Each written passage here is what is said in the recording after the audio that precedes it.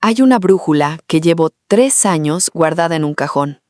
No la uso, no la regalo, no la tiro, porque la última vez que alguien la encendió cerca de cierto punto del desierto mexicano, la aguja no giró hacia el norte, giró hacia dentro de la tierra. Y esa persona no volvió a escribirme jamás. Hoy les voy a contar lo que encontré en un cuaderno abandonado en la zona del silencio, lo que la ciencia todavía no puede explicar del todo y lo que algunos habitantes de ese desierto se niegan a decir en cámara. Quédate hasta el final porque hay una fotografía que casi no me atrevo a mostrar. Soy Linda Evans y en este canal no repetimos leyendas masticadas 1000 veces. Vamos a la fuente, y la fuente, esta vez, es un cuaderno de campo que perteneció a una investigadora llamada Renata Solís, desaparecida, oficialmente extraviada, en 2019, dentro de la zona del silencio, en el desierto de Mapimí, entre Durango, Coahuila y Chihuahua. La zona del silencio no es un mito completo ni una invención de programas de televisión ochenteros.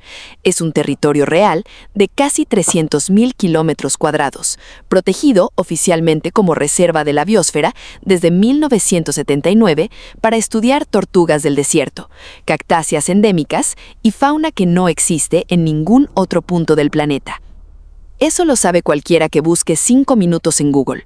Lo que no aparece en Google es lo que Renata anotó la primera semana de su expedición. Cito textual su primera entrada. Día 1. Instalamos el campamento a 40 kilómetros de Ceballos.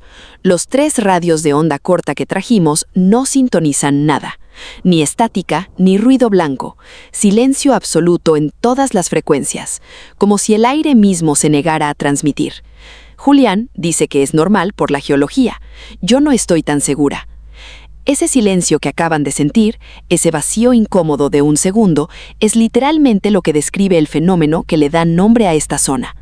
Desde los años 60 se documentaron fallas reales en las comunicaciones de radio, radar y hasta brújulas dentro de esta área. La versión oficial habla de anomalías magnéticas del subsuelo, meteoritos de níquel-hierro enterrados hace millones de años, y una convergencia de 3 paralelos geográficos casi exactos: el paralelo 27, el Triángulo de las Bermudas y el desierto de Gobi en Mongolia. 3 puntos del planeta, alineados casi en el mismo paralelo, donde ocurren fenómenos similares de desorientación electromagnética. Coincidencia geológica, dicen los científicos, pero hay algo que la ciencia oficial no suele mencionar en sus reportes, y que Renata sí anotó. Guarden este dato porque va a volver más adelante. El gobierno mexicano mandó en 1970 un radar experimental a esa zona que, por error, cayó justo ahí. El operador de ese radar, un teniente de nombre nunca confirmado del todo, aseguró antes de morir que no fue un error de trayectoria, fue algo más. Y no vamos a llegar a esa parte todavía. Sigamos con Renata, antropóloga, 34 años, especializada en cosmovisiones indígenas del norte de México. No fue a la zona del silencio a cazar fantasmas, fue a documentar algo mucho más incómodo. Rituales que los ejidatarios de la región, los que llevan generaciones viviendo ahí, realizan en fechas específicas del año y de los que casi nunca hablan con forasteros. Renata había conseguido, a través de meses de confianza construida con una familia local, permiso para presenciar uno de esos rituales. Su cuaderno cambia de tono a partir de la página 12. Día 9. Doña Herminia me advirtió: no repitas lo que oigas esa noche, ni de día ni dormida. No entendí la frase hasta ahora. Cuando le pregunté por qué hacen el ritual en el solsticio, bajó la voz y dijo solo: para que no se abra, para que no se abra. ¿Qué? Eso es lo que se preguntó Renata, y esa pregunta literalmente la persiguió el resto de su expedición. Aquí está el problema real que vamos a desmenuzar en este video, y quiero que lo tengan clarísimo porque de aquí se ramifican todas las teorías. Existe una zona geográfica con anomalías magnéticas comprobadas científicamente. Existe dentro de esa misma zona una tradición ritual de comunidades locales que gira en torno a cerrar o sellar algo. Y existe un patrón de desapariciones oficialmente atribuidas a extravío, deshidratación o accidentes, que coincide de forma inquietante con las fechas exactas en que esos rituales no se realizan, se suspenden o se hacen mal, según los propios habitantes. Y quiero que se queden con esto. En el archivo de la Reserva de la Biosfera hay un reporte de 1998 que documenta 13 desapariciones en un radio de 60 kilómetros en menos de 2 años. 13. Vamos a volver a ese número. Ahora viene la parte donde el problema deja de ser un dato curioso y se convierte en algo que se mete debajo de la piel. La ciencia dura tiene una respuesta razonable. El subsuelo de la zona del silencio contiene concentraciones inusuales de magnetita, hierro y otros minerales pesados producto de actividad volcánica antigua y posibles impactos de meteoritos. Estas concentraciones podrían generar interferencias electromagnéticas localizadas suficientes para afectar brújulas, radios de onda corta e incluso, según algunos estudios preliminares no concluyentes, la percepción espacial de quien camina largos periodos en la zona bajo el sol extremo del desierto. Esta teoría explica el silencio de radio, explica la desorientación. No explica, sin embargo, por qué las comunidades locales llevan generaciones marcando ese fenómeno con un calendario ritual específico, si según ellos siempre estuvo ahí, desde mucho antes de que existiera cualquier estudio geológico moderno. En 1970 cayó en la zona un cohete experimental de la NASA con material radiactivo, el Athena, que efectivamente se desvió de su trayectoria original.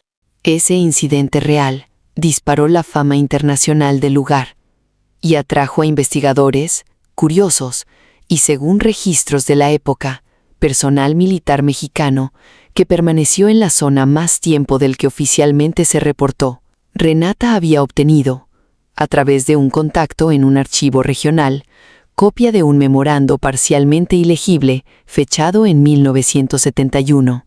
En él se mencionaba, entre frases tachadas, la palabra contención, repetida 4 veces, no contención de material radioactivo, contención, a secas, sin objeto especificado. Día 14. Le pregunté a don Aurelio, el más viejo del ejido, si el cohete cayó ahí por casualidad. Se rió, pero no fue una risa alegre. Dijo, esa cosa no cayó. La llamaron. Esta es la teoría que más me interesa y la que Renata terminó documentando con más detalle antes de que su cuaderno se corte de forma abrupta.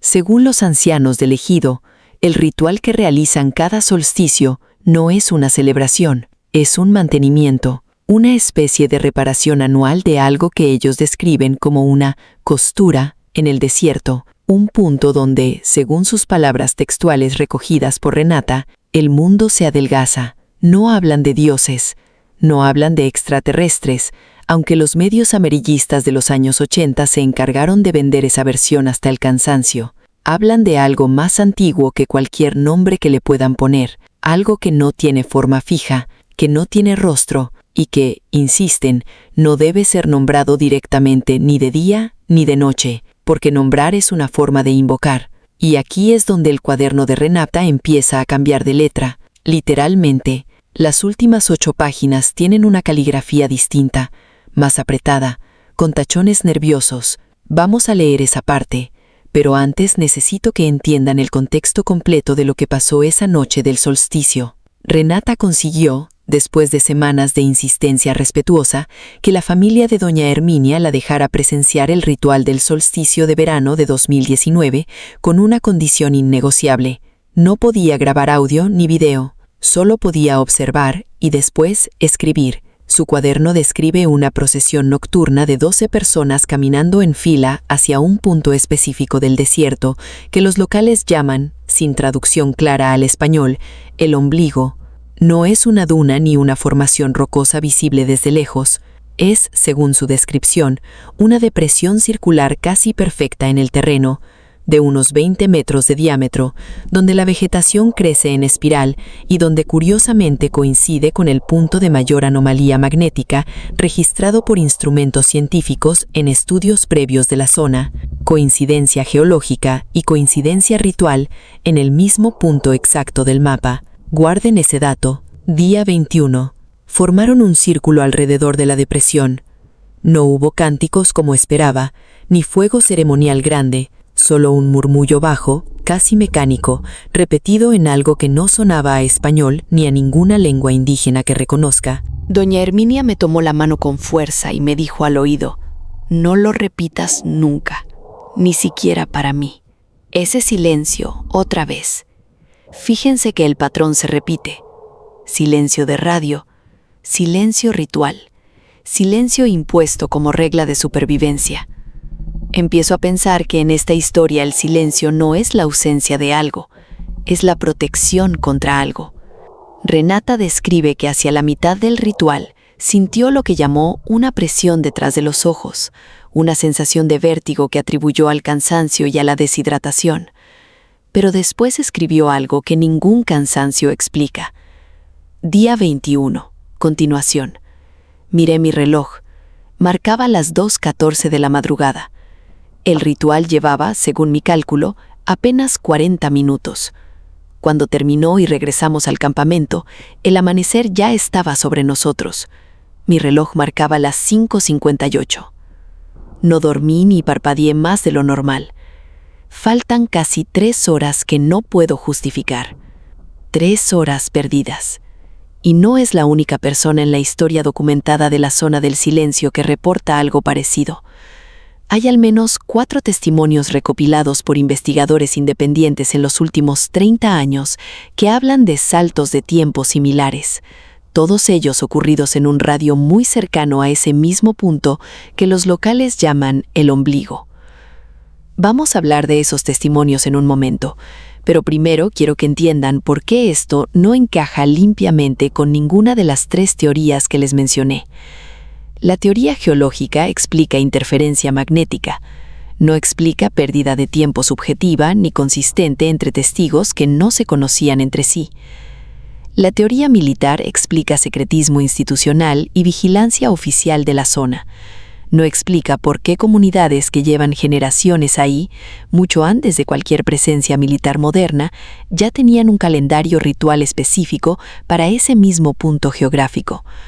Y la teoría ritual cosmológica es la única que intenta dar sentido a ambas cosas a la vez.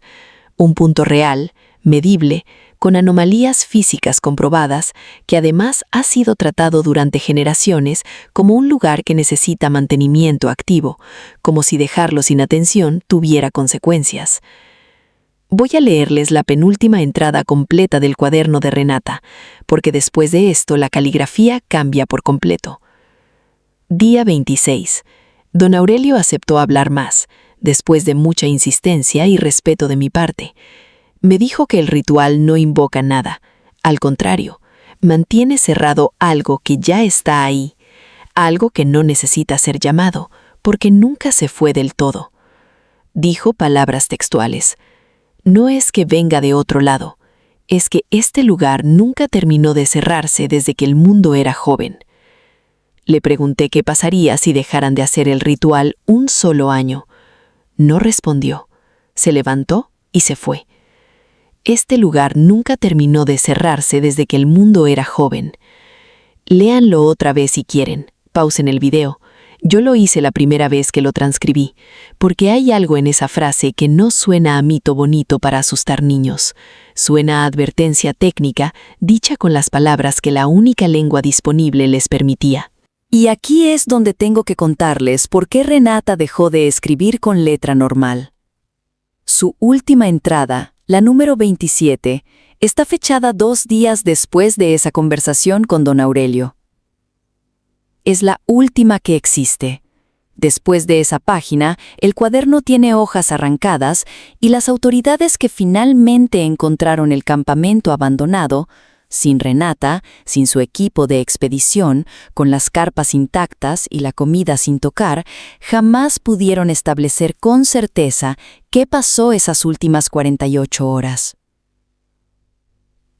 Voy a leerles la última entrada tal cual está escrita, con los tachones que la propia Renata dejó, porque creo que merecen escucharla completa. Día 27. No puedo dormir.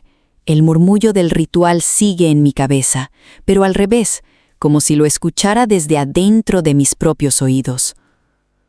Salí del campamento a las 11 de la noche, sin decirle a Julián. Caminé hacia el ombligo sin querer, como si mis pies supieran el camino mejor que yo. Cuando llegué, la depresión circular estaba iluminada por una luz que no venía de la luna, ni de ninguna estrella que reconozca. No tenía color exacto.